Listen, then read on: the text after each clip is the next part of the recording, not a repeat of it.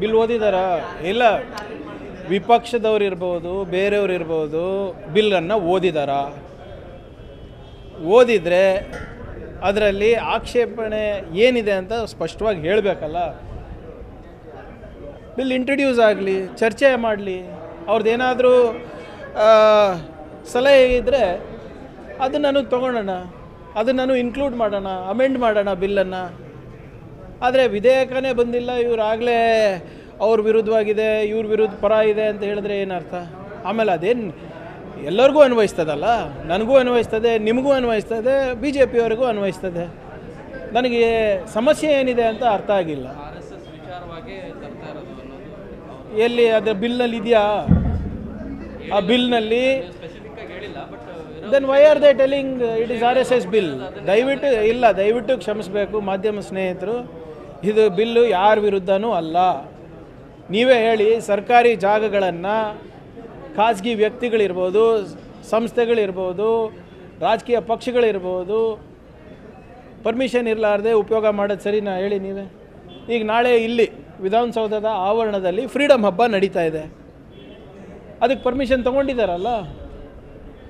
ನಾಳೆ ನೀವು ಯಾವುದೋ ಸರ್ಕಾರಿ ಜಾಗದಲ್ಲಿ ಫಂಕ್ಷನ್ ಮಾಡಬೇಕಂತೀರ ನಿಮ್ಮ ಈ ಮಾಧ್ಯಮ ಸಂಸ್ಥೆಗಳ ಮುಖಾಂತರ, ಅದಕ್ಕೆ ಪರ್ಮಿಷನ್ ತೊಗೋಬೇಕಲ್ಲ. ನೀವು ಖಾಸಗಿಯಾಗಿ ಏನಾದರೂ ಮಾಡಿದ್ರೆ ನಮ್ಮ ಪರ್ಮಿಷನ್ ಅಗತ್ಯ ಇಲ್ಲ, ಯಾರಿಗೇ ಇರ್ಬೋದು. ಸೊ ಇದರಲ್ಲಿ ಸಮಸ್ಯೆ ಏನಿದೆ ರೀ? ನಮ್ಮ ಪಕ್ಷ 140 ವರ್ಷದ ಇತಿಹಾಸದ ಪಕ್ಷ, ನಾವು ಪರ್ಮಿಷನ್ ತೊಗೊಳಲ್ಲೇನ್ರಿ? ನಾವು ಪರ್ಮಿಷನ್ ತೊಗೊತೀವಲ್ಲ. ನಮ್ಮದು 140-150 ವರ್ಷದ ಇತಿಹಾಸ ಇದೆ ನಮ್ಮ ಪಕ್ಷಕ್ಕೆ. ನಾವು ಪರ್ಮಿಷನ್ ತೊಗೋತೀವಿ, ನೀವು ತೊಗೊಳ್ಳಿ, ಎಲ್ಲರೂ ತೊಗೊಳ್ಳಿ, ಅದಕ್ಕೇನು ಸಮಸ್ಯೆ ಏನಿದೆ? ನೀವು ನಿಮ್ಮ ಮನೆಯಲ್ಲಿ ಯಾವುದೋ ಶುಭ ಕಾರ್ಯ ನಡೀತಾ ಇದೆ, ಮನೇಲಿ ಮದುವೆ ನಡೀತಾ ಇದೆಯೋ, ನಾಮಕರಣ ನಡೀತಾ ಇದೆಯೋ, ರೋಡ್ ಮೇಲೆ ಊಟ ಹಾಕ್ಬೇಕಂತೀರ, ಪಂಡಾಲ್ ಹಾಕ್ಬೇಕಂತೀರ, ಪರ್ಮಿಷನ್ ತೊಗೊತೀರಲ್ವಾ? ಅಷ್ಟೇ ಹೇಳ್ತಾರೆ ತೊಗೊಳ್ಳಿ ಅಂತ. ವೈಸ್ BJP-ಗೆ ಆತಂಕ ಏನು? ಬಿಲ್ ನೋಡಿ, ಸರಿಯಾಗಿ ಓದಿ, ಅದರಲ್ಲಿ ಏನಾದರೂ ಸಲಹೆ ಕೊಡಬೇಕಂದ್ರೆ ತೊಗೊಳ್ಳಿ. ನಾವೇನು ಕಾನೂನಾತ್ಮಕವಾಗೇ ಮಾಡ್ತಾ ಇರೋದು. ಸುಪ್ರೀಂ ಕೋರ್ಟ್ ಆದೇಶ ಏನಿದೆ ಓದ್ಕೊಳ್ಳಿ ಅವರು, ಹೈಕೋರ್ಟ್ ಆದೇಶ ಏನಿದೆ ಓದ್ಕೊಳ್ಳಿ ಅವರು. ನಂದಾದಂಥ ಒಂದು ಆದೇಶಗಳನ್ನು ನಾನು ಕೋರ್ಟ್ ಆದೇಶಗಳನ್ನು ಸೃಷ್ಟಿ ಮಾಡೋಕ್ಕಾಗಲ್ಲ ಅಲ್ಲ. ಸುಮ್ಮನೆ ಇದನ್ನು ನೋಡಿ, ಅವ್ರ ಹತ್ರ ಯಾವುದೂ ಇಶ್ಯೂ ಇಲ್ಲ ಸದನದಲ್ಲಿ ನಮ್ಗೆ ಎದುರಿಸಲಿಕ್ಕೆ. ಅದಕ್ಕೆ ಸುಮ್ಮನೆ ಸುತ್ತಿ ಬಳಸಿ ಯಾವುದ್ಯಾವುದೋ ಅನ್ರಿಜಿಸ್ಟರ್ಡ್ ಸಂಘಗಳ ಬಗ್ಗೆ ಮಾತಾಡ್ತಾ ಇದ್ದಾರೆ. ಮಾಡಲಿ, ಯಾರು ಬೇಡ ಅಂದಿದ್ದಾರೆ? ನೋಡಿ ಸರ್, ಬಿಲ್ ನೀವು ಓದಿದ್ದೀರಾ? ಮಾಧ್ಯಮದಲ್ಲಿ ಬಿಲ್ ಇದೆಯಾ ಅಥವಾ ಅವ್ರ ಕೈಗೆ ಬಂದಿದೆಯಾ? ನಿನ್ನೆ ಕ್ಯಾಬಿನೆಟ್ನಲ್ಲಿ ಅಪ್ರೂವ್ ಆಗಿದೆ. ನಾನು ತಮ್ಮ ಮುಖಾಂತರ ವಿನಂತಿ ಮಾಡ್ತಾಯಿದ್ದೀನಿ ಅವರಿಗೆ, ಓದಿ ನೋಡಿ, ಅದರಲ್ಲಿ ಏನಾದರೂ ಲೋಪ ಇದ್ದರೆ ದಯವಿಟ್ಟು ಅದನ್ನು ಸದನದಲ್ಲಿ ಚರ್ಚೆ ಮಾಡಿ, ತಪ್ಪಿದ್ರೆ ತಿದ್ಕೊಳ್ಳೋಣ. ಅದಕ್ಕೇನಂತೆ?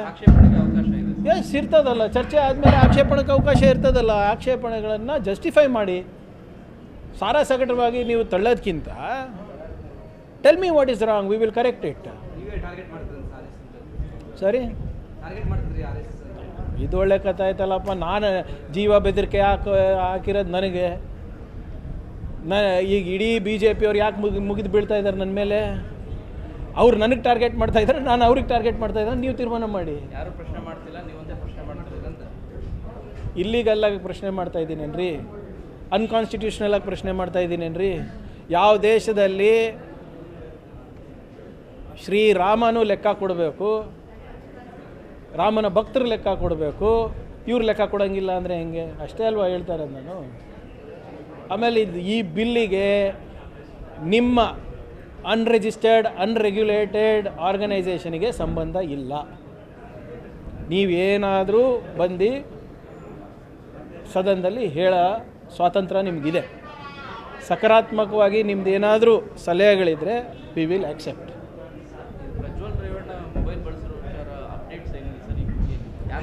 ನಾನು ಕೆಲಸ ಮಾಡ್ತೀನಿ, ಡೈಲಿ ತನಿಖೆ ಅಪ್ಡೇಟ್ ಇಲ್ಲೇ ಕೊಟ್ಬಿಡ್ತೀನಿ.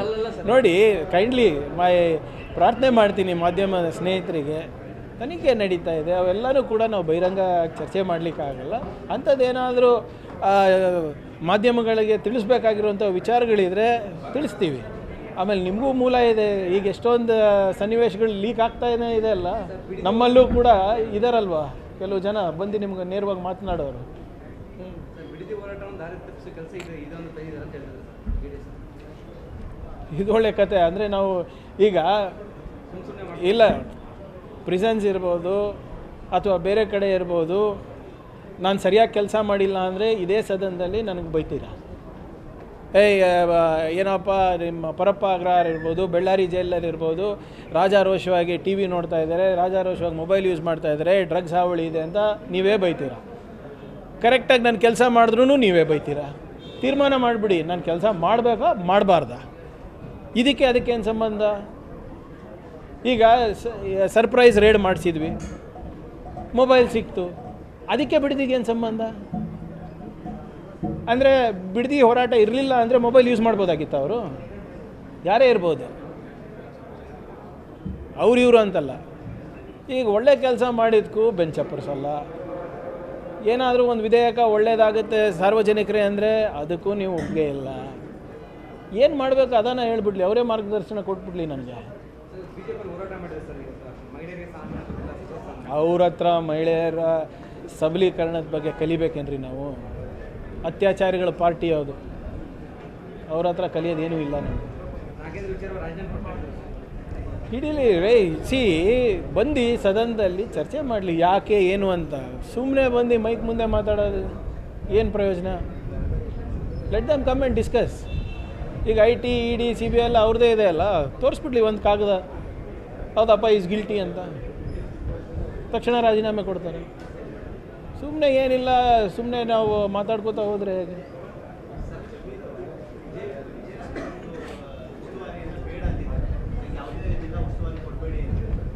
ನೋಡಿ ವಾಟ್ ಎವರ್ ಇದು ನೋಡಿ, ಜಿಲ್ಲಾ ಉಸ್ತುವಾರಿ ಹಂಚಿಕೆ ವಿಚಾರ ಅದು ಮಾನ್ಯ ಮುಖ್ಯಮಂತ್ರಿಗಳ ವಿವೇಚನೆ. ಯಾರಿಗೆ ಕೊಡಬೇಕು ಕೊಡಬಾರ್ದು ಅದು ಮುಖ್ಯಮಂತ್ರಿಗಳು ತೀರ್ಮಾನ ಮಾಡ್ತಾರೆ. ಹಿಂದೆ ಕೃಷ್ಣ ಬೈರೇಗೌಡರಿಗೂ ಇರಲಿಲ್ಲ, ಕಳೆದ ವರ್ಷ ಅವರಿಗೆ ಹಾಸನ ಕೊಟ್ಟರು. ಸೊ ಅದರಲ್ಲಿ ಏನು ಇದೆ, ನಮ್ಮದು ಎಷ್ಟು ಜಿಲ್ಲೆಗಳಿದೆ ಅಷ್ಟೇ ಕೊಡೋಕ್ಕಾಗ್ತದಲ್ಲ, ಹೆಚ್ಚು ಕೊಡೋಕ್ಕಾಗಲ್ಲ, ಕಮ್ಮಿನೂ ಕೊಡೋಕ್ಕಾಗಲ್ಲ. ಆಮೇಲೆ ಎಲ್ಲರದ್ದು ಜವಾಬ್ದಾರಿ ಏನು ಇರಬೇಕು ಅದು ಪಕ್ಷದ ವರಿಷ್ಠರು ಮುಖ್ಯಮಂತ್ರಿಗಳು ತೀರ್ಮಾನ ಮಾಡ್ತಾರೆ. ನೋಡಿ, ಅವರು ಧ್ವಜಾರೋಹಣ ಬಗ್ಗೆ ಮಾತಾಡಿಲ್ಲ ಅಲ್ಲಿ. ನಾವು ಪತ್ರದಲ್ಲಿ ವಿಜಯನಗರ ಇದ್ರ ಉಸ್ತುವಾರಿ ಬಗ್ಗೆ ಮಾತನಾಡಿದ್ದಾರೆ. ಸಹಜವಾಗಿ ಉಸ್ತುವಾರಿ ಇದ್ದರೆ ಎಲ್ಲನೂ ಜವಾಬ್ದಾರಿಗಳು ವಹಿಸಬೇಕಾಗ್ತದೆ. ಅದು ಅಲ್ಲಿನ ಬರ ನಿರ್ವಹಣೆ ಇರ್ಬೋದು, ಅತಿವೃಷ್ಟಿ ನಿರ್ವಹಣೆ ಇರ್ಬೋದು, ಆಗು ಹೋಗುಗಳಿರ್ಬೋದು, ಧ್ವಜಾರೋಹಣ ಇರ್ಬೋದು. ಸೊ ಎಲ್ಲೂ ಕೂಡ ನಾನು ಧ್ವಜಾರೋಹಣ ಮಾಡಲ್ಲ ಅಂತ ಹೇಳಿಲ್ಲ ಅಲ್ಲ ಅಲ್ಲಿ. Is just excusing himself from the responsibility. ಏನು ಚುನಾವಣೆ ಇದೆ, ಅದಕ್ಕೆ ಬಹುಶಃ ಇಲ್ಲಿ ನಾನು ಅಲ್ಲಿದ್ದರೆ 2-3 ದಿನ ಇರಬೇಕಾಗ್ತದೆ ಅಂದ್ಬಿಟ್ಟು ಅವ್ರು ಬಹುಶಃ ಕೇಳ್ಕೊಂಡಿರಬೇಕು. ಬಟ್ ಅದು ತೀರ್ಮಾನ ಮುಖ್ಯಮಂತ್ರಿಗಳು ಮಾಡ್ತಾರೆ. Thank you. ಪ್ರೀತಿಯಿಂದ ಯಾವತ್ತು ಯಾರು